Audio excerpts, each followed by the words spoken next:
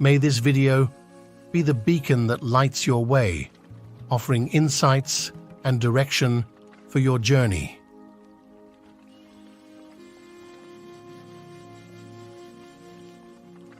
Is it clear to you? Hello? Oh, there is people in the upper region.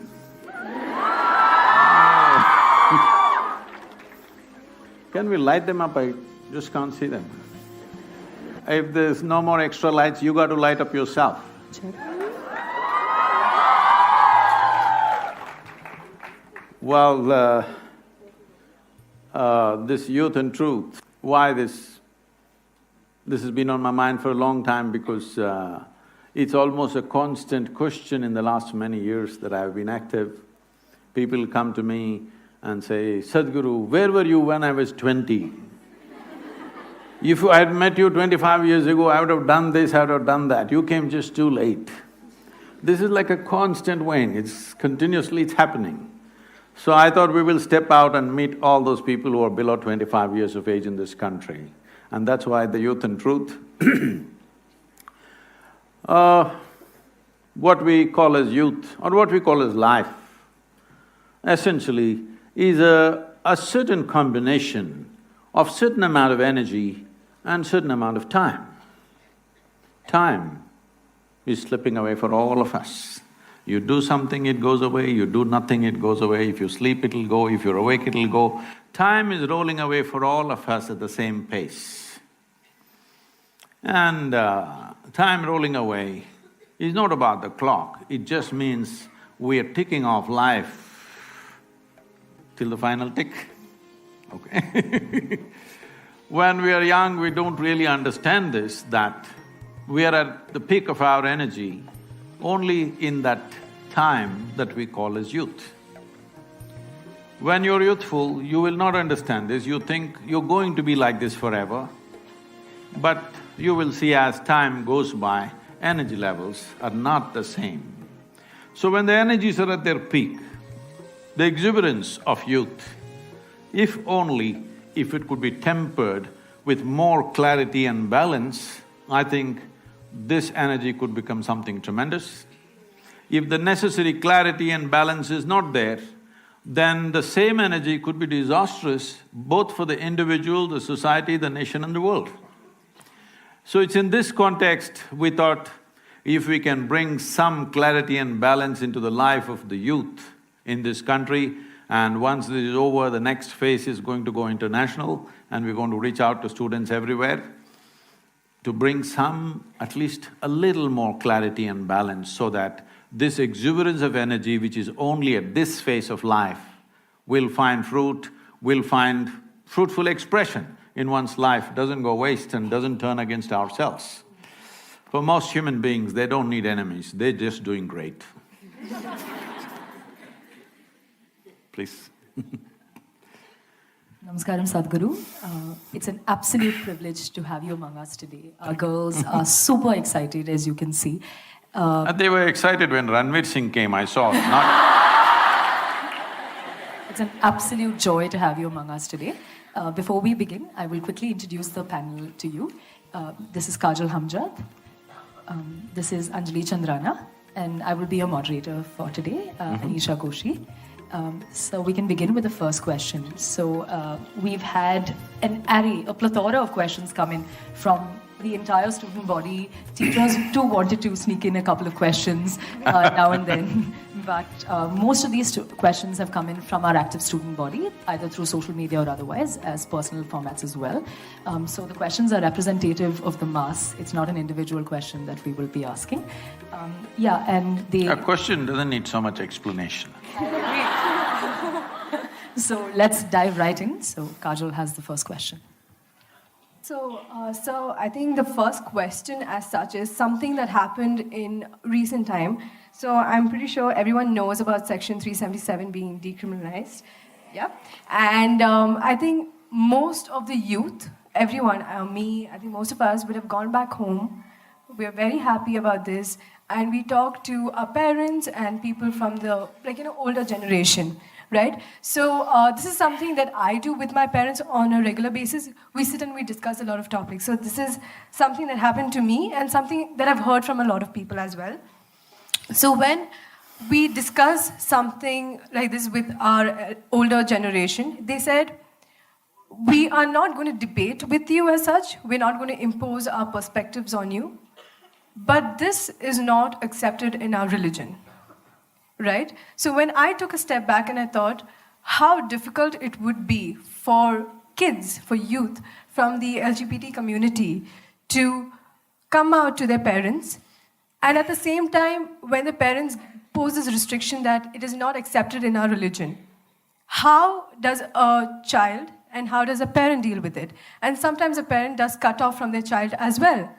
So just want to know your perspective on, the LGBT community or homosexuality as such with religion, and at the same time how a parent and a child should deal with it. Because I think a relationship between a parent and child is so important, right? And to lose something on that lines is not something. Let's see, probably till now, largely in the social space, in the media space, in the social media space, everybody is pitching either for or against. Can we for some time not pitch for or against and simply look at the issue as it is? Can we? Look at me, I'm not a prude, okay? Let that be clear. So, when we say sexuality, let's understand this. It is something nature has put in us because there is something called as perpetuation of the race or the species, otherwise it won't happen. Of course, we being human beings, having more brains than body, supposed to, because of that, we kind of eliminated the reproductive part and just using the pleasure part of it, all right? This is sexuality right now largely in the world. But essentially, this pleasure also is come into the sexuality process because otherwise, well, if there was no pleasure to it, maybe we wouldn't be born, you and me. Our parents would not have gone into it if there was no pleasure at all attached. Yes or no? So we are here because of that. So there is no denying it or putting it under the carpet, that's not the thing. But somebody has a certain kind of sexual preference which has got nothing to do with reproductive process as such. It is their personal preference because every individual has the right to do whatever the hell they want to do with their body because it's their body. But if it is something harmful, you're going to cut your nose off or you're going to cut something else off, then maybe we will try to prevent you. But you're not causing any harm to yourself in that way, then it's your business as long as you do something in your private. Right now, the Supreme Court decision is just that what a person does in their private space is nobody's business.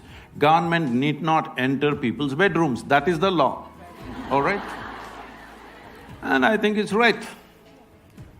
But at the same time, why so many of you are upset about it or for it or against it is simply because there has been a campaign around the world. I'm saying the campaign should stop. There may be a few people who are oriented that way, leave them alone, it's their business, all right? Even if you're a heterosexual, you don't go about talking it on the street. Hello? You don't, isn't it?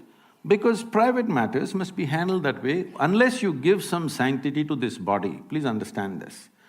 The fundamental difference between animal nature and human nature is this: we are doing the same things that they do. They earn a living, they go around, they reproduce, they die. We also do the same thing. We think a lot about it and we make a whole lot of fuss about it, but we are doing the same thing. Only difference is we can do all these things of eating, sleeping, reproducing, everything more consciously. Because of that, we hold ourselves little different from the other creatures. Otherwise, what's the big difference? You may think there's a difference, other animals are looking at you and thinking, what about you? isn't it? So, this is the fundamental process. Now individual people have some choices. I don't think it needs to become a national or international issue, it's their business, what they're doing. But at the same time, there is no need to campaign for it or against it. There's no need to campaign against it, there is no need to campaign for it. If you allow nature to take its course, the percentage of people who will fall that way are extremely small. But because of a whole campaign going on in the world, the number of people entering that space has become bigger, much bigger than what it should be. Having said that, your parents being upset about it or not coming to terms with it, if they're doing it for religious reasons, well, there may be a lot of trash in every religion, there is. But there is also some wisdom gathered over the times in every religion, yes or no? So this wisdom, some people are calling it religion, some people are looking at it just sensibly and doing what they have to do. Some people read religious texts and come to this wisdom because they're not able to figure it out themselves. So do you have to agree with all the things that they say in the religion? No. But do you have to simply blanket disagree with everything? That'll be foolish. Because human experience cannot be thrown away, isn't it? Thousands of years of human cultural experience cannot be just thrown away. We have to take what is sensible and what is not. So when it comes to this aspect, they know the consequence of this. See, when you're at this age, the most attractive word is freedom. Hello? Well, I come from the 60s. You know what 60s? So, freedom is the word. In this… but since then I've looked at human mind in so many ways. The moment you utter the word freedom, people will end up doing freaky things. Because freedom is a consequence. It is not a thing that you do. See, freedom is not an act, freedom is a consequence of how I experience my life. Freedom comes out of a responsible existence. If you think of the consequence without taking care of the process, you will always end up as a disaster. I must tell you this. Well, at least 12 to 15 of close friends that I had when I was growing up, they all died before they're 35. Well, some of them, because we were living on motorcycles, they got killed on the motorcycles, rest drank themselves to death, others drugged themselves to death. At least 12 to 14 people who were very close to me, who were around me, all died before they're 35 because freedom. Do you understand? Freedom was the real thing. They became free, and they became free. Death is definitely freedom. So, one thing that young people should learn is, don't utter the word freedom because freedom is a consequence. It's something that you have to earn. It doesn't come as a philosophy. In 60s, we thought it's a philosophy. If you live responsibly, you will see freedom will come. When I say responsibly, not in the sense of civic responsibility, if you retain your ability to respond to life without any prejudice, without any restriction, you will see you will become free. Your ability to respond, if it is unlimited, it is freedom, isn't it? Now, coming to this religious resistance, there's nothing religious about this. Sexuality is a biological process. Yes? The very fact that nature created opposites, it has some intention. Well, some people didn't take to natural ways, it's okay, it's their choice. We don't have to discriminate against them, we don't have to persecute them, we don't have to put them in the prison, definitely it's not necessary. But at the same time, it doesn't need promotion either. Now, when I say freedom and responsibility, this is like this. See, suppose you want flowers in your garden. If you sit in your garden and every day do flower meditation, flowers will not come. If you want flowers, you don't have to even think about flowers. You must think soil, manure, water, sunlight. Soil doesn't feel like a flower. Manure doesn't smell like a flower. Water doesn't look like a flower. Sunlight doesn't feel like a flower. But if you take care of these things, flowers will happen, isn't it? This is the way life works. So, the important thing with our lives is, this is a very westernized approach that we are looking at the goal. We want the product, we don't want the process. No, if you're devoted to the process, if you're truly devoted to the process that you're doing right now, you will naturally do your best. Everything that you have, result will come or no? Result will come or no? It'll come. Just because you sit here and desire the result, it's not going to come. You will only have plastic flowers in your head. Flowers will not grow in your garden. So, this is a time of life. I'm surprised, like it's not just you, just about anywhere I go, young people are asking only this question. What this means is, they are trying to live too early. See, this is a time to grow. This is a time to enhance yourself, because your ability to enhance yourself and grow will not be the same after 10 years, believe me. Your ability to learn will not be the same.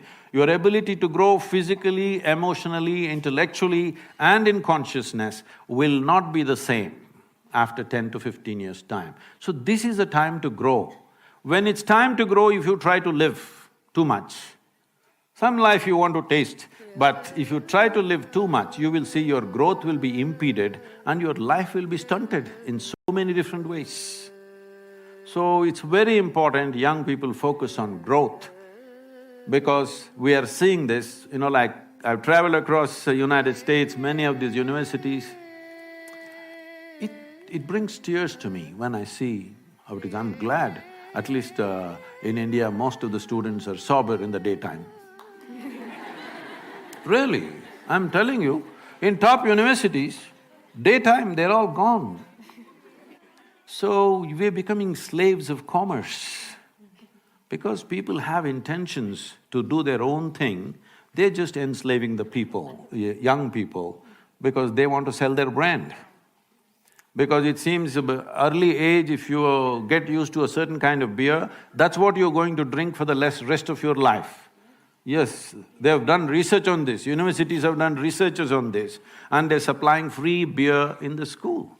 Tell me, does it take a genius to understand this, that if I open a book which is of some complexity and I want to grasp this, if I'm intoxicated, can I grasp it? Hello? Does it take a genius to understand this, I'm asking? So, you don't have to… when your parents say something, they may refer to their religion because they think it's an authority. You take away the authority, just listen to the words. If it makes sense, do it. If it doesn't make sense, tell them politely, that's not the way it is with me, all right? All right, the next question that's come in from the students is internal and external validation. So let's take a decade back. The word peer pressure was the next big thing. Everyone said you shouldn't succumb to peer pressure, you shouldn't listen to what your peers have to say, they're probably ill-intentioned and ill-mannered.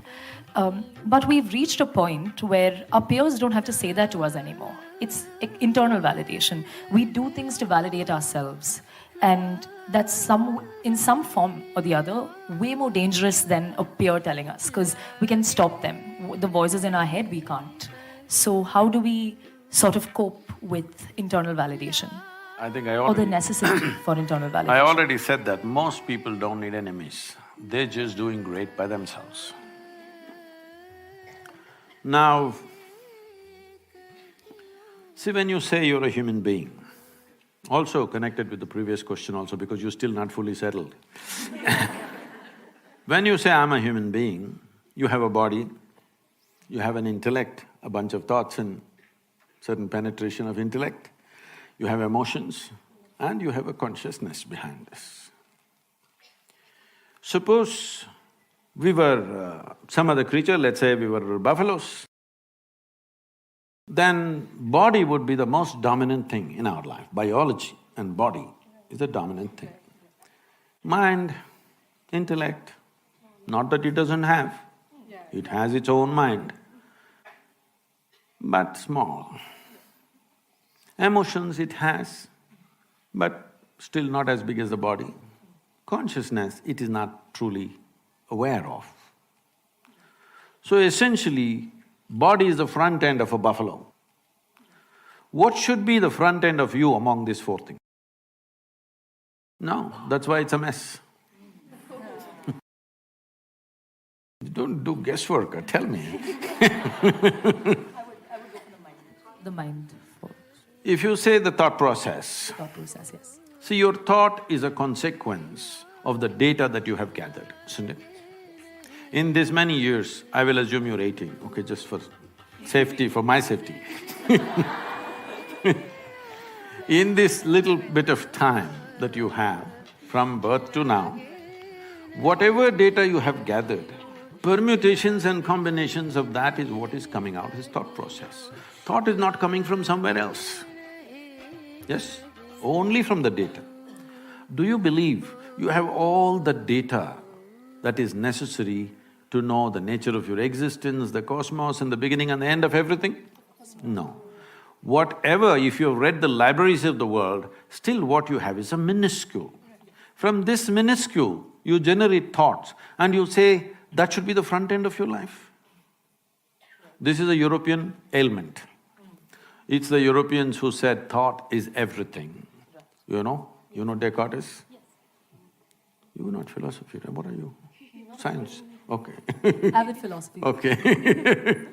Descartes said, I think so I exist. I'm asking all of you, is it because you exist you may think, or because you think you exist? Which way is it? Because you exist, you may think. Because most people are in a state of mental diarrhea all the time, they think thought is an eternal process. No. See right now, if my hand starts jumping all over the place, what do you think? You think I have an ailment, isn't it?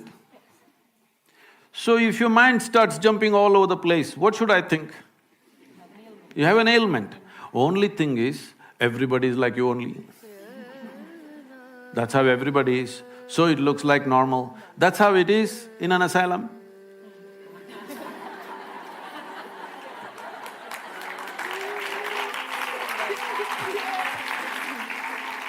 Just because everybody's hand is jumping like this, does it become normal? I'm asking you, does it become normal? With hand, it's very obvious and visible, but if you pay enough attention, it is visible, isn't it? So your thought is an outcome of limited data. That can never be the front end, it's very, very small. Why thought became so significant in the world is because of European system of education. Why in Europe thought became so important was, they went through a few centuries of very dogmatic religious imposition. They were not allowed to think for themselves. So somewhere in 1700s, they broke away from that. They started thinking for themselves, it looked like liberation. But now the same thought is freaking people to death. See, if I leave you alone in a room all by yourself, I will give you food and shelter and everything, all good care for you. Only thing is, nothing to do. You will freak yourself to death, believe me. So, with that kind of a mind, you want it to be the front end? So, thought is a very, very limited thing. In the yogic culture, there is no significance to thought. We don't care what you think and feel. That may sound a little abrasive, but why I'm saying this is because we know what you can think and feel. It does not mean you are ever exploring anything new with your thought. You're only recycling the old data bin that you have. Endless recycling of what you already have. Nothing new will ever happen. This is why societies are going on talking the same rubbish forever. Centuries after centuries, they're discussing the same damn thing. We still can't figure out, well, the most fundamental thing, the biology, sexuality, we can't figure it out after millions of years of existence because thought-based. If you pay attention, simply you know what it is. You don't have to think about it. Only because we're thinking about it, it's getting all distorted in the mind. Otherwise, biology is quite clear-cut. There is no need to exaggerate it, nor to… Yes, there is no need to play it up or play it down, it is there to the extent it is there. In different creatures, it's at different levels. In different human beings also at different levels, you just do it, leave it at that level. It's just one more aspect. It's a physical platform for our existence, biology, isn't it? Now, you must decide what should be your front end. You must decide. I will… So, pretty… See, it's not me who's dodging the questions, okay? To be honest, I think it's still unclear to me, to be very honest. But I think the tangent that we will have to discover will come No, there is in no time. tangent. I'm just asking you, is it true these four dimensions are there to you? Yes, very much. What should be the leading edge? That's all I'm asking. What is the tangent about it? I still stand by thought for some reason. I'm probably terribly wrong, and I will probably discover No, it in no. time. Is it true your thought is coming from limited data? True, yes. So, if you're coming from limited data, is it true that you can never ever explore anything new? You can always widen your data. You can always go out there and learn and study. That is That's experience. See, correct, please yes. understand, life is happening in three fundamental dimensions. Why in this culture all this Trishula, Trikala, Trinetra, all this three is, because essentially your life is happening like this. There is memory of the past, there is experience of the now, and there is imagination of the future. These are the only ways life is happening. But people can sit here right now and suffer what happened 10 years ago. Yes. You can, you also can. And people can suffer what may happen day after tomorrow already. So if you're suffering what happened 10 years ago or 10 days ago, what happened 10 years ago, does it exist right now?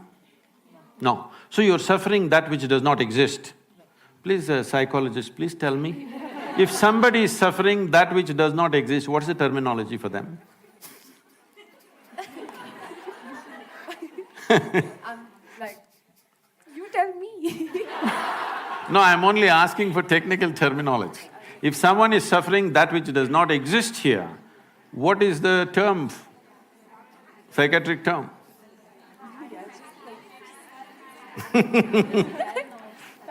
Paranoia? You can… Teachers help me a little. You can call it whatever you call it. I call it simply insanity.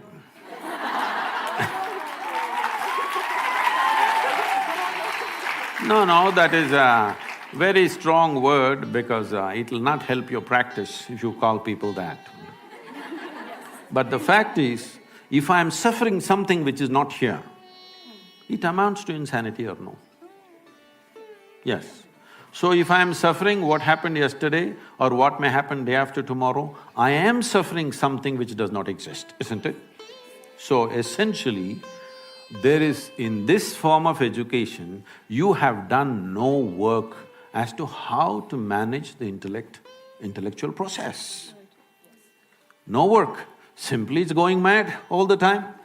You don't know what is memory, what is experience, what is imagination, it's all mixed up. In this state, this intellect is not a possibility, it is only trouble. I must tell you this, 4 months ago, I think 4.5 months ago, a television anchor in Andhra Pradesh, a 34-year-old woman, she jumped off the 5th floor and killed herself. She left a note saying, "Nobody is responsible for my death, my brain is my enemy." Can you beat this? Well, she articulated it, but that's the truth with a whole lot of people, 90% of humanity. Their brain is their enemy. They don't need any external enemy. If they sit in one place, they poke themselves. So she killed herself, and this… I don't know if you saw this handwritten thing went all over on the televisions and everything.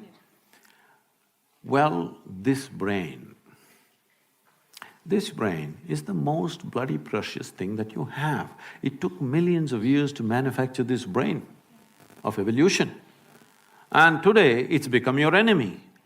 Obviously, there is no stabilizing factor inside. When we say stabilizing factor, we are not talking about taking tranquilizers or having a glass of something to become stable. There is a dimension beyond all this. It is on the platform of this life, we have slowly built this body, we built this mind, we built these emotions, isn't it? Isn't there no concern about that platform that you call as life? If we just attend to that, all these questions will just vanish. People were asking me when I was at Anna University day before yesterday, Sadhguru, how come you can answer every question?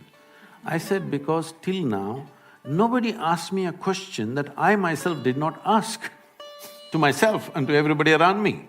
I had a billion questions, nobody answered.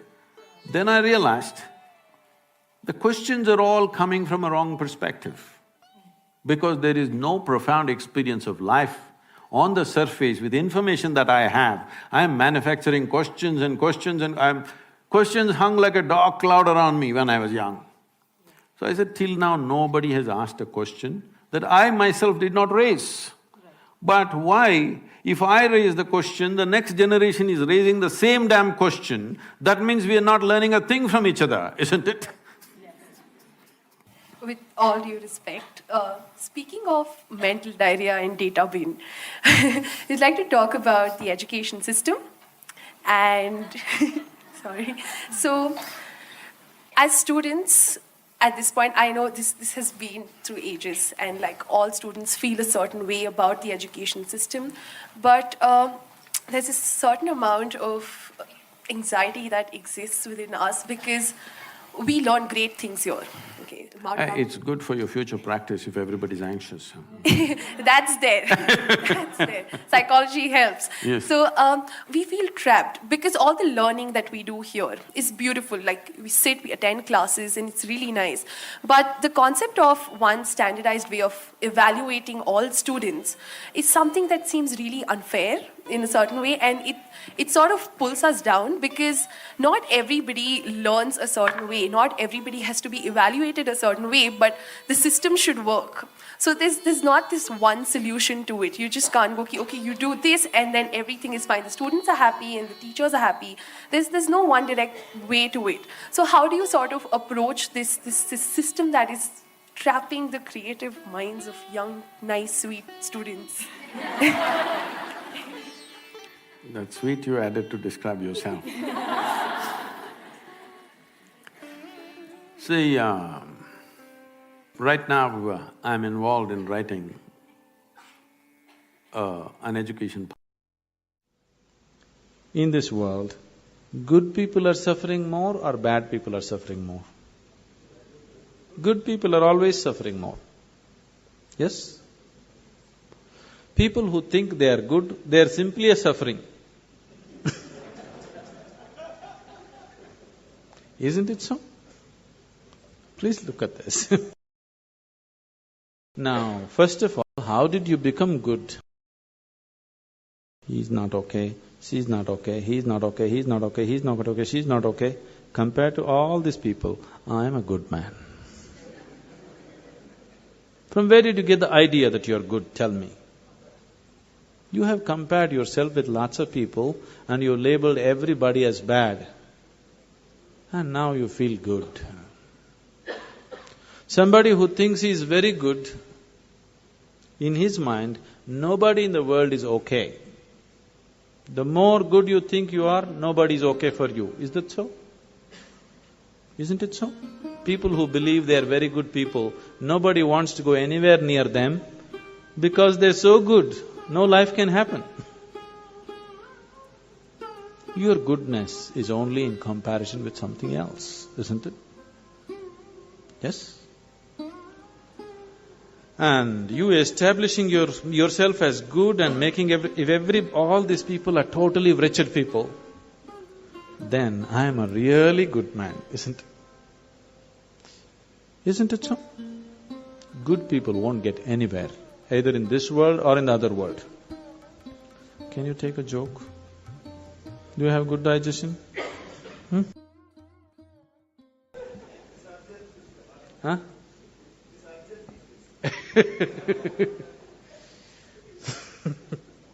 I'm not talking about that digestion.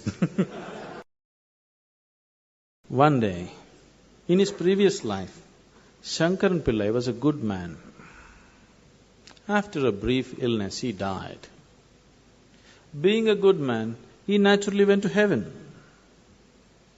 He landed up at heaven, there at the reception committee of angels, opened his account book. Page after page, good deed, good deed, good deed, good deed, good deed. Cover to cover, only good deed. Then the angels were in confusion. Then they came to Shankaran Pillai and said, Mr. Pillai, there's a little problem here. He asked, what is the problem? He said, the angels said, see here we have various kinds of accommodation in heaven, various levels of accommodation. One bad deed means highest heaven, sea front view. 2 bad deeds, next level of accommodation. 3 bad deeds, next level of accommodation, like this. But no bad deed, we don't have such a place. We really don't know what to do with you. You are the first man to come like this. Shankaran Pillai thought, what nonsense. In the world, nobody wanted to come near me because I was such a good man. I lived with the hope of getting to heaven, and even here problem? Then the angels had a discussion and they arrived at a conclusion. They said, don't you worry, Mr. Pillai, we have found a solution. Your body is still intact there. We'll give you 3 hours of life. Just commit one bad deed. We'll put you in the highest heaven. Nothing is lost. Lo, Shankaran Pillai became alive here. Then he sat there thinking how to commit a bad deed. An hour and a half passed away. See, he's not like you, he has no practice.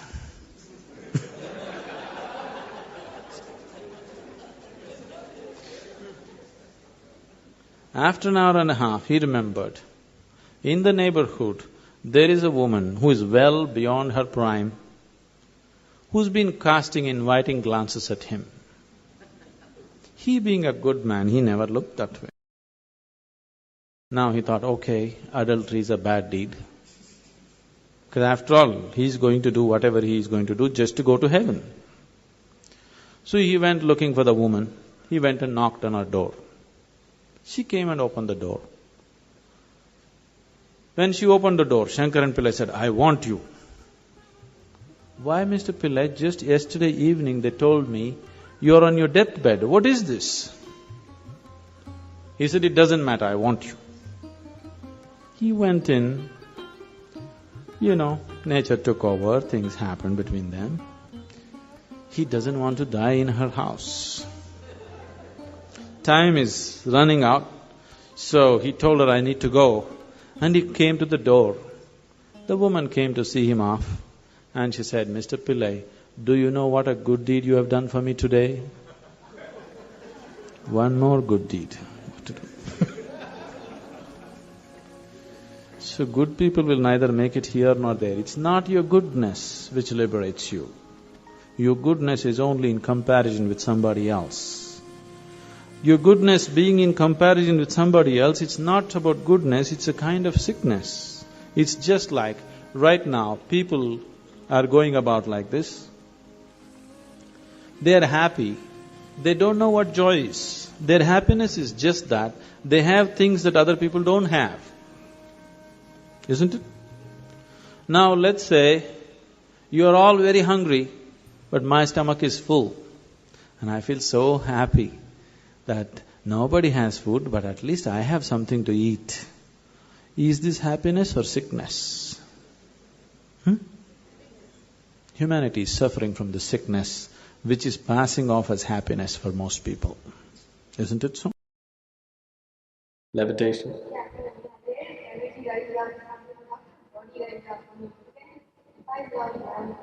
See, now I'm levitating. See? How could it happen? Is it what you're asking, or is it possible? Is it possible? How did it happen?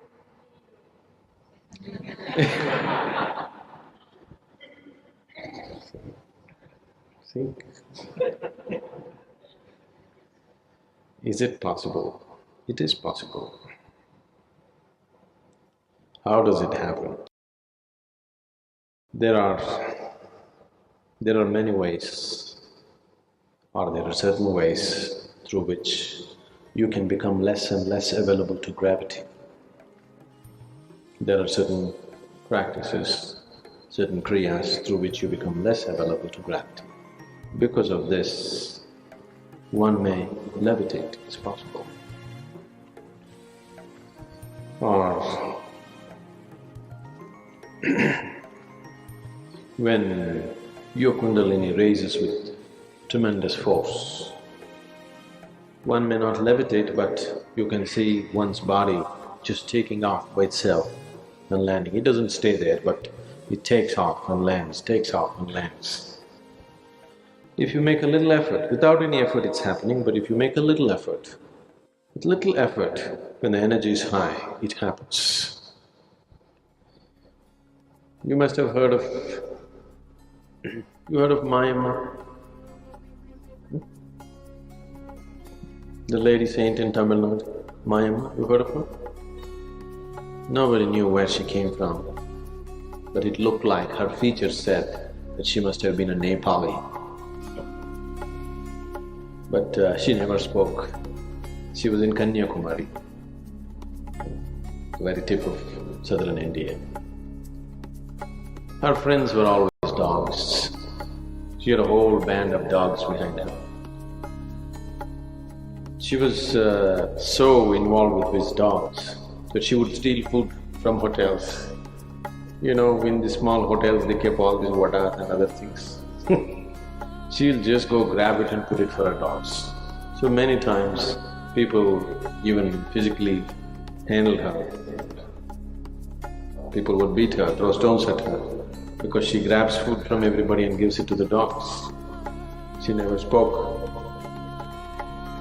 Then people found certain times when people went and watched her, she would be just floating on the waves of the ocean. She would just sit like this and simply float. So because of that, people stopped bothering her. You know, they would protect their food, of course, but they wouldn't abuse her physically in any way because they saw her floating on the ocean. There are many ways you can make yourself less available to gravity. Can I do it? I want to walk on the planet. I have no intention of floating. Certain people who follow the path of Hatha Yoga usually do these feats. It is of no life significance. Now, if you float or if you levitate for a few minutes in a day, in what way does it alter your life? Our whole effort here is that you can walk through life very much on the ground, but you can walk through life no matter what happens with your life, no matter what kind of situations you face. You go through life untouched, still like a child as you were born. How many things happen in your life? It doesn't matter. How many things go wrong? Everything goes dead wrong. Every day is a crisis, but still you go untouched through life. This is a miracle. I want all of you to perform this miracle. On your deathbed, if you're like just born, that means you performed a wonderful miracle of going through life untouched. That's possible. So, we are interested in performing that miracle.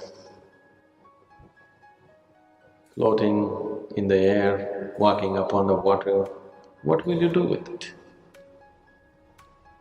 3 days if you walk upon the water, it'll be fine when you get all the attention. Every day if you start walking upon the water, nobody will look at you. They'll all take their speedboats and psh, they'll go. Then you will also wish you had a boat, isn't it?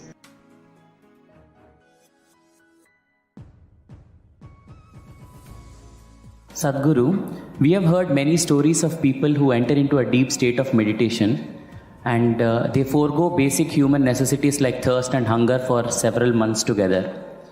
But science says that a person can die within 10 days of not drinking water. So can you please explain us how such a state of metabolism can be attained? For this you will have to bend your mind a little bit, because it's not in your textbook like this. Just day before yesterday, somebody sent me a message from the yoga center. There is something called as Jnana Linga. This happens very often, but this happened to a foreign national, so the message came to me, little concerned. So this person went and sat in Jnana Linga at 7 o'clock in the morning, because everybody gets only a 15-minute slot to sit there because of the number of people. She sat there at 7 o'clock in the morning. She did not move till 3 p.m. How many hours is that? 3 plus 8 hours. She just sat there unmoving. She didn't realize that she's sitting that long. She thought she's going to sit for a 15-minute slot.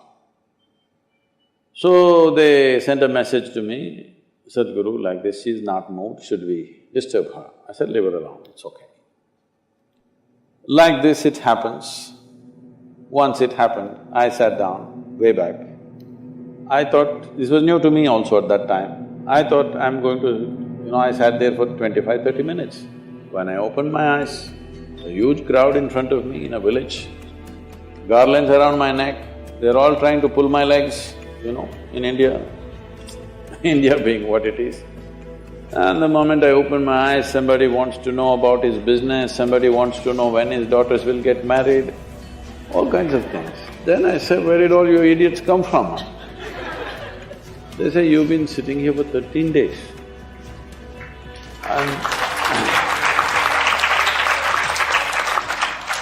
So, what happens in the system? That's what you're asking. See, right now, I'm speaking. If you check my pulse, it's somewhere around 55, 58, in that region. If I simply sit quietly, it'll drop below 40. If I simply sit down and I'm doing something without interaction, talking, moving, if I simply sit, it'll drop below 40. Now this is at ease. This will not build any unnecessary friction inside. So the amount of energy it consumes is very low. All of you medical students, you know this, 20% of the energy in the body is consumed by your brain, though it is hardly a pound and a half at the most. So, this much body is consuming 20% of the energy. This much body is consuming only 80%. If you compare this and this in weight, what, it's 50 times more, much more. So, you must understand, if you keep your mind in a certain way, the amount of extra energy that you have is enormous, because you're not unnecessarily consuming, wasteful usage of energy is not happening. This is true with every system.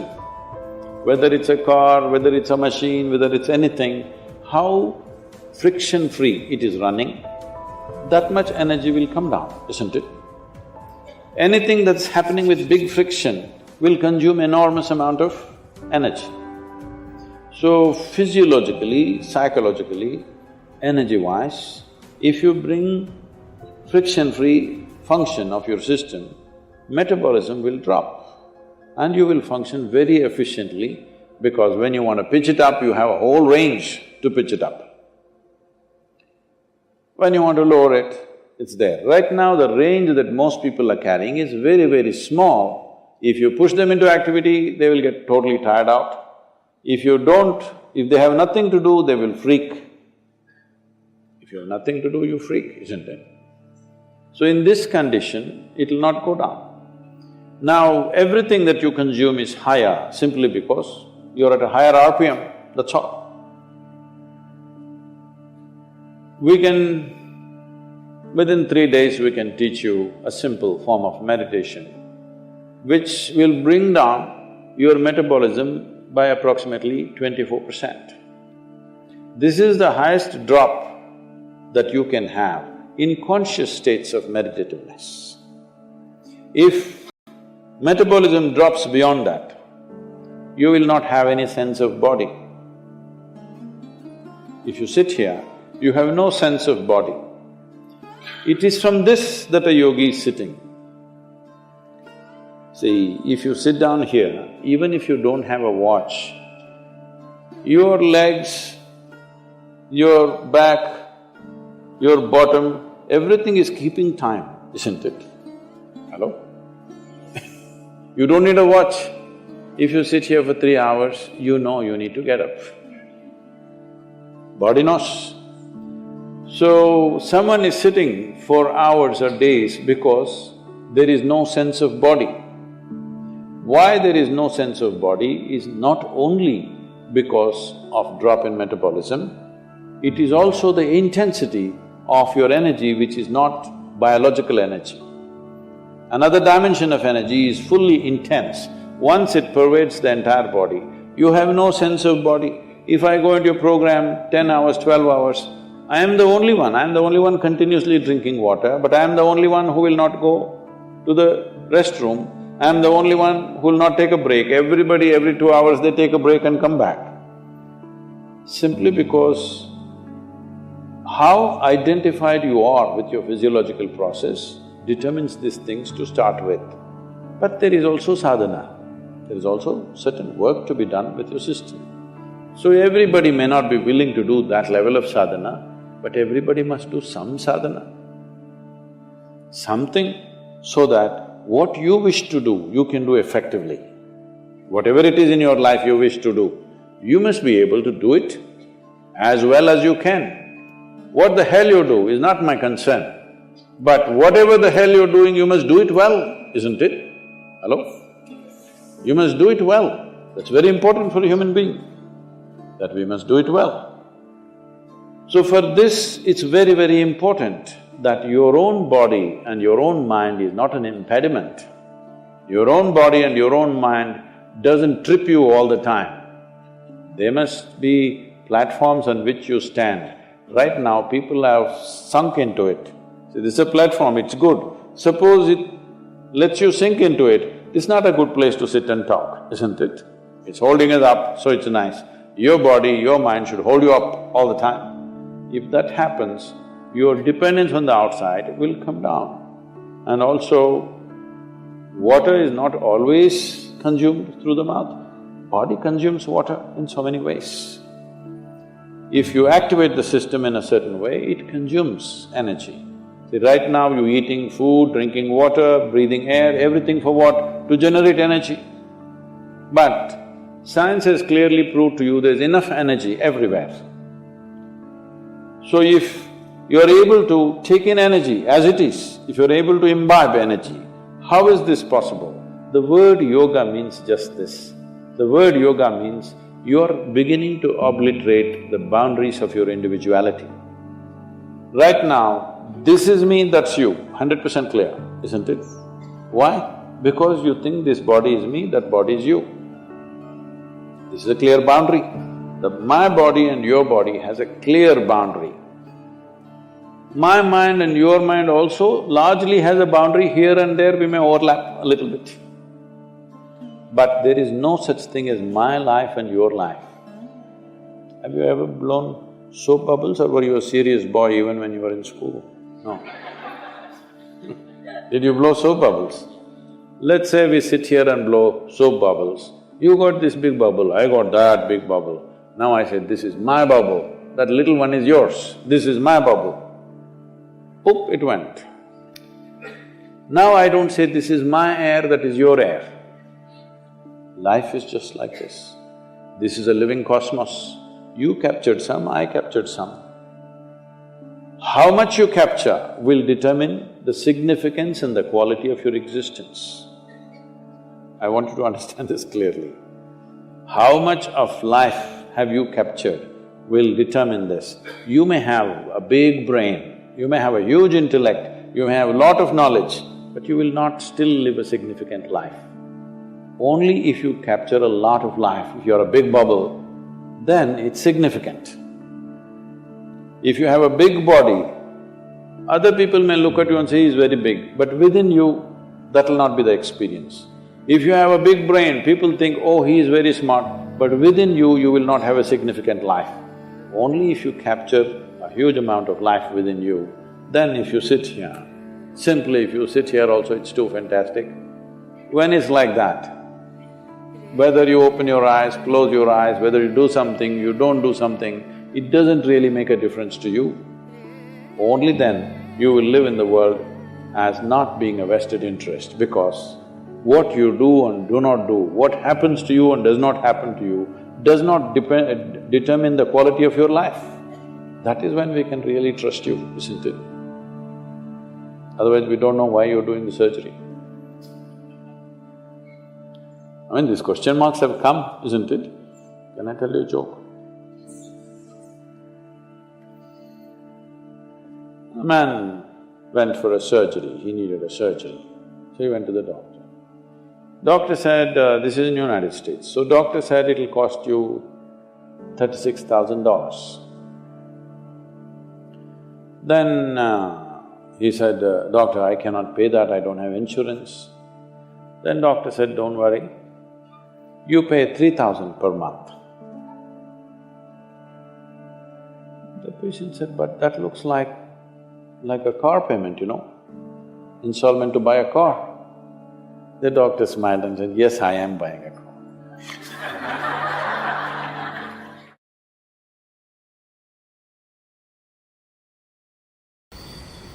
Now, if you need to understand this, you must have some understanding of the mechanics of who you are. I'm talking about the mechanics of how a human being is built. See, when you say I'm a human being, the outermost periphery is the physical body.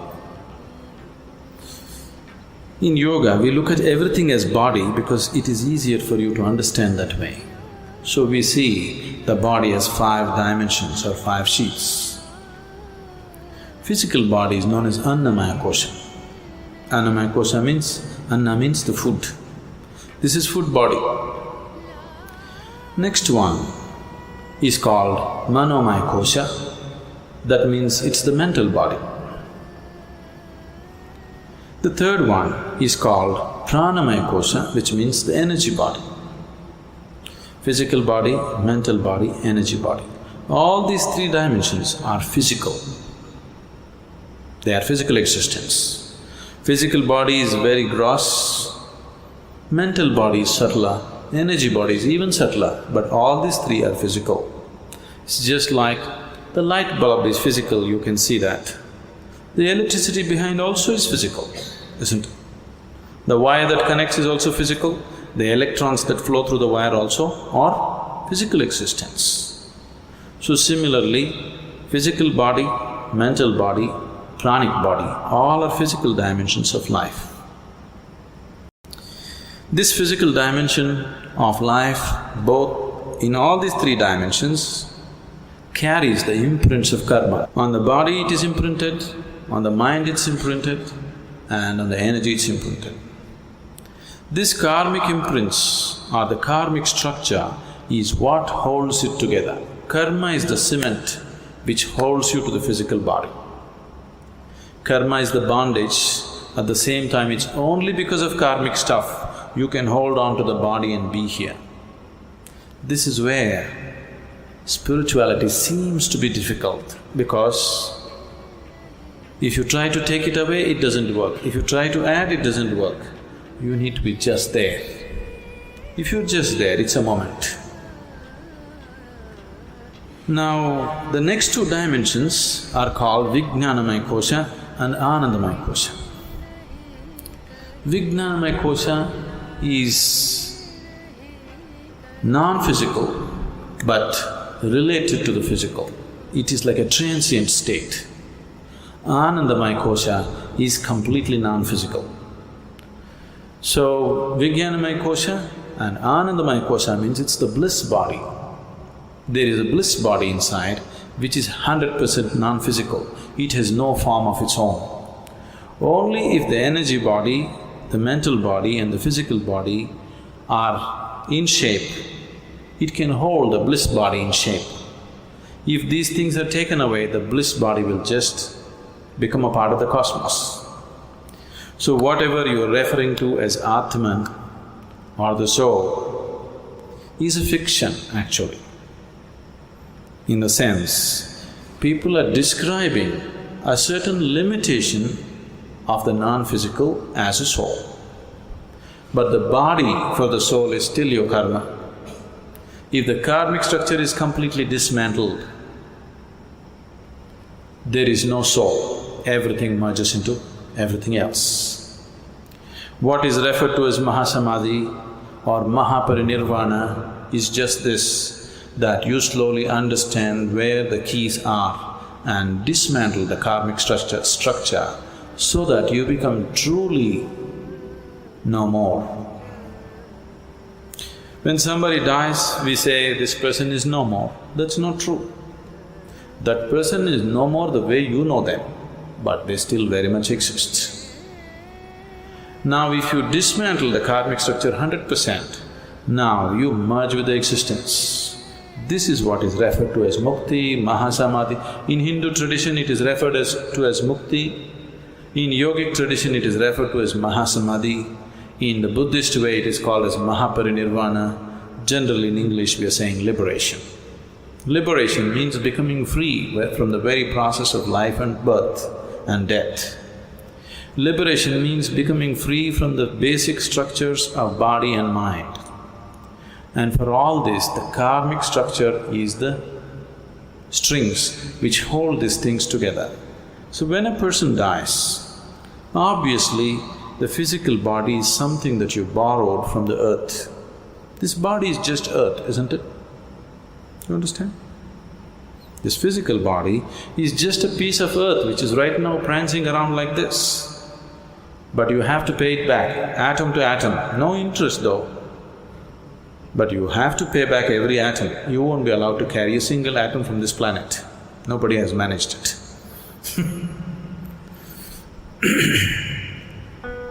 Physical body will fall apart.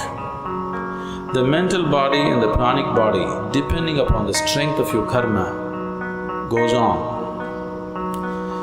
If the karmic structure is very intense, unfinished, then it has to finish it.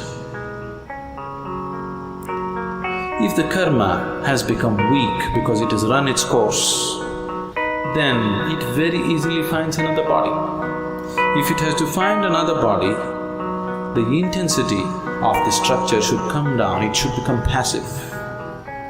If it is very intense, it cannot find, it has to hang. So this is what you're referring to as ghosts.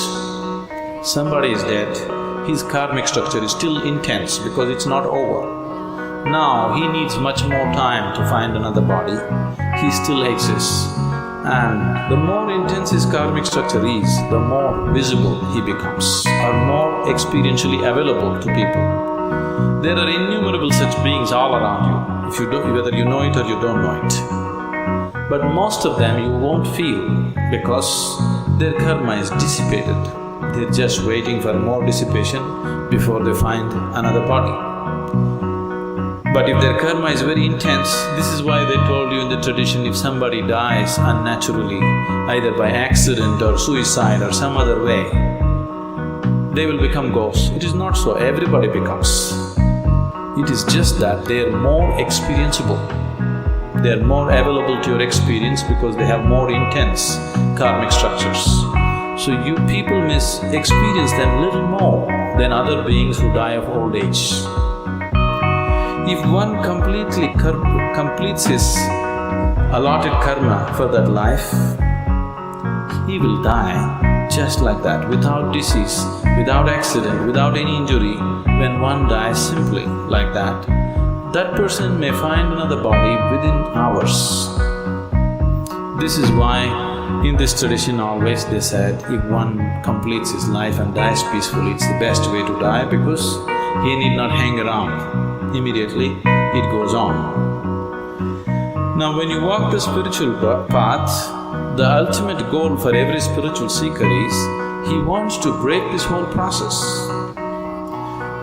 Or otherwise, to use an analogy, we can say, what you call as my soul right now is like a bubble.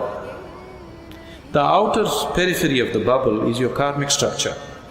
Inside, there is air. Suppose you blow the bubble, you burst the bubble. Where is the air? Where is your air? There is no such thing as your air, it's become part of everything. So what you call as soul is fictitious, because there is no such thing as your soul and my soul and somebody else's soul. Right now, this unboundedness is contained in the limited karmic structure, so it makes you believe as if this is a separate entity. If you take away the keys which hold the karmic structure, then it just collapses. So, this afterlife, next birth, don't believe all this nonsense. But right now, if you sit here and just close your eyes, you can clearly see more than this body you are, isn't it?